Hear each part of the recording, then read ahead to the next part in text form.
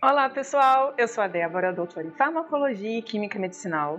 Então, vocês já ouviram falar sobre o soro da verdade? Esse soro da verdade, ele ficou muito famoso por conta de filmes e séries de espionagem. Mas será que ele existe na vida real? Vem comigo que nesse vídeo nós vamos explorar essa curiosidade e descobrir a verdade sobre o soro da verdade. Vamos lá! Agora, o que é o soro da verdade? Então, o termo soro da verdade sugere a existência de uma substância com a notável propriedade de fazer com que a pessoa, sob sua influência, revele a verdade sobre qualquer assunto. Atualmente, o soro da verdade é frequentemente retratado em filmes e séries de espionagem, onde ele é utilizado como uma ferramenta durante os interrogatórios. Mas como que surgiu essa história de soro da verdade? Bem, essa descrição de soro da verdade é enganosa, pois as substâncias testadas como tal não eram um soro e também nem sempre levavam à verdade. Mas a gente fala disso depois. Uma das primeiras substâncias chamadas de soro da verdade foi aplicada lá por volta de 1915 e 1916. Um obstetra americano, o Robert House,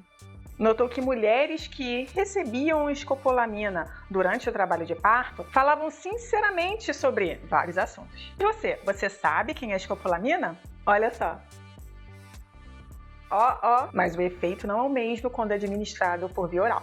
Na Primeira Guerra Mundial, os psiquiatras frequentemente usavam o sodiamital para ajudar os soldados a falarem sobre as memórias traumáticas dos tempos de campo de batalha. Isso para ajudá-los a superar esses traumas e poderem reconstruir uma vida com as suas famílias. Mas mesmo em pequenas doses, ele era altamente sedativo. O estado mental produzido nesses indivíduos não era muito diferente daquele visto num caso de alcoolismo agudo. Então não ajudava muito. Mas existe uma grande diferença entre uma substância que é capaz de deixar o indivíduo mais relaxado e tranquilo e falar sobre traumas, sobre momentos difíceis da sua vida, e uma substância capaz de levar esse indivíduo a falar somente a verdade. Uma outra substância testada posteriormente foi o sódio tiopental. O pentotal ele foi inventado em 1936 por dois químicos na cidade de Ohio. Eles estavam, na verdade, tentando desenvolver um analgésico, mas não deu muito certo. Na Segunda Guerra Mundial, psiquiatras começaram a utilizar o pentotal para tratar soldados com estresse pós-traumático. O pentotal ele auxiliava os soldados traumatizados a falarem dos dias daqueles momentos difíceis em campo de batalha. Isso, novamente, para ajudá-los a superar aqueles momentos difíceis e reconstruir as suas vidas em sociedade,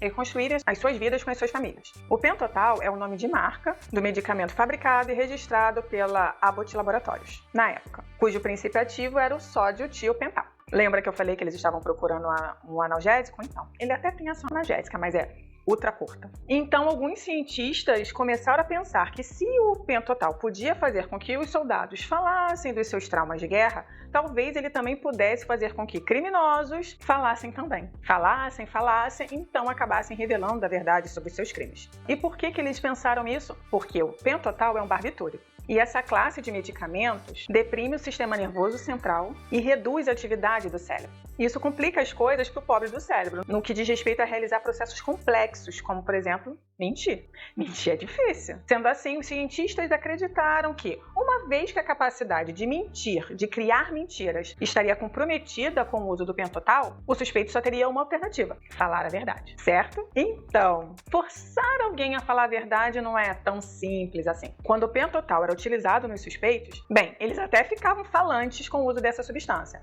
mas não falavam necessariamente a verdade. Além disso, pessoas sob a influência desses compostos eram altamente sugestionáveis, falando muitas vezes o que os interrogadores sugeriam. Como vocês viram nesse vídeo, várias substâncias já foram sim utilizadas como soro da verdade. Ele é sim uma curiosidade interessante da cultura popular, mas na realidade não existe uma substância que possa ser considerado como tal. Até hoje, nenhuma pesquisa científica conseguiu descobrir uma substância que faça a pessoa perder o controle de si e falar somente a verdade. Pessoal, mesmo que o soro da verdade fosse verdade, seu uso seria considerado antiético e possivelmente proibido em muitos países. Além disso, qualquer substância que interfira na capacidade da pessoa controlar o seu próprio pensamento e as suas ações apresenta, assim, muitos riscos para a saúde e para a segurança dela e das pessoas ao redor. E aí, gostou desse vídeo? Ótimo! Então já compartilha ele com seus amigos, com seus familiares. A seguir, eu apresento alguns filmes no qual o soro da verdade foi empregado. No primeiro deles, nós temos Harry Potter. Nesse filme, o professor Snape ameaça usar o Veritaserum em Harry. Veritaserum. Número 2, O Homem-Formiga e a Vespa, de 2018. Depois de ser capturado, Luiz é submetido a um interrogatório com o uso do soro da verdade para revelar a localização do Scott Lang. Oh, isso é soro da verdade?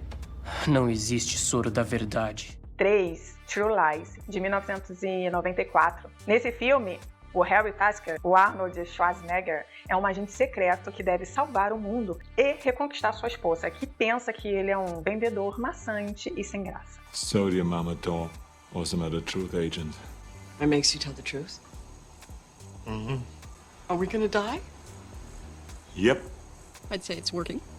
Número 4, Insurgente, de 2015. Sob a influência do soro da verdade, Tris admite sua participação na morte de seus pais. Que a verdade liberte. Admite de um jeito meio louco, né? Porque não fala que matou. Enfim.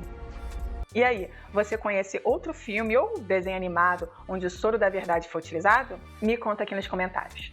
Pessoal, é sempre melhor saber, e agora vocês sabem, a verdade sobre o soro da verdade.